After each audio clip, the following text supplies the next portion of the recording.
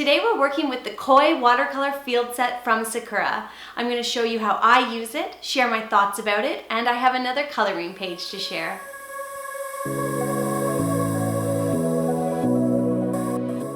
Hey guys, I'm Shada. Welcome to my YouTube channel. In this space, I try to teach you guys arts like hand lettering, watercolor, and illustration. So if that's your thing, subscribe. Today we are going to talk about this pan or disc set of watercolors from Sakura. I have the 48 pan set, so we're just going to talk a little about the product itself. It's something that I've had for a while and I really like. And I also have a coloring page to share with you guys, and it's a watercolor coloring page. Well, it's any kind of coloring page, but I printed it on watercolor paper. So we'll get to that later, but for now, here's the set. It's really compact, as you can see, and it has a little palette on top that you can place wherever you like, and it'll stay put, which is really nice if you are painting outside. I'll place mine to the side there. And it also comes with a water brush, and if you haven't painted with a water brush before, they're really fun. It has a cap so that the bristles stay protected and straight. And then to use it, you just unscrew the bottom bit here and fill it up with water. This particular brush does have a reverse thread, which is a little tricky for unscrewing and whatnot, but it's not a big deal. And yes, let's talk a little about the actual paints. So this is the 48 pan set, which is the largest one, I believe. They go from 18 all the way up to 48. And the pigment quality of these paints is really nice. It's, I would say, student quality, which is sort of in between the lower craft quality and the much higher artist quality. But for the price point, these are really nice watercolors. I love painting with watercolor discs or pans. I just find there's no setup, or it feels to me like there's no setup. You can just start painting. A few tips for using this set, or using any pans really, are you never want to mix your colors on the pans, so always use the palette when you're mixing. And when it comes to the water brush, if you haven't used one, they're a lot of fun to use as well. You just squeeze the handle gently and the water will come out through the bristles. So you can squeeze the water onto the palette, or you can squeeze it onto the page and get a really nice translucent paint. So they're fun to play around with. Now this is the 48 set of colors. You can see there's a great variation of color here. It goes well beyond the primaries, and you have some very sophisticated shades, which is sort of nice. And actually, when we get to the coloring page, I'm going to show you that you can actually use some of these colors straight out of the pans. Of course, a set like this you can also use with regular brushes. There's no reason that you have to use a water brush. And a couple tips for using regular brushes. Always have 2 jars of clean water nearby.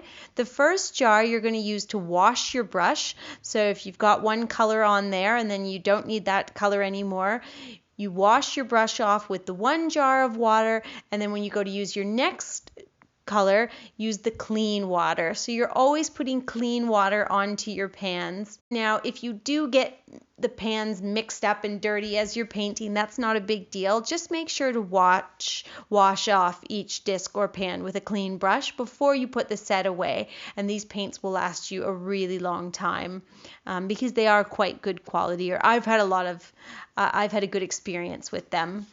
Okay, now let's put this set to use and grab our coloring page. You can print this page off at my blog. I'll put the link in the description. I was actually able to print it on watercolor paper, and they did that for me at Staples, and it cost me 12 cents. I took my watercolor paper with me, and it was no trouble at all.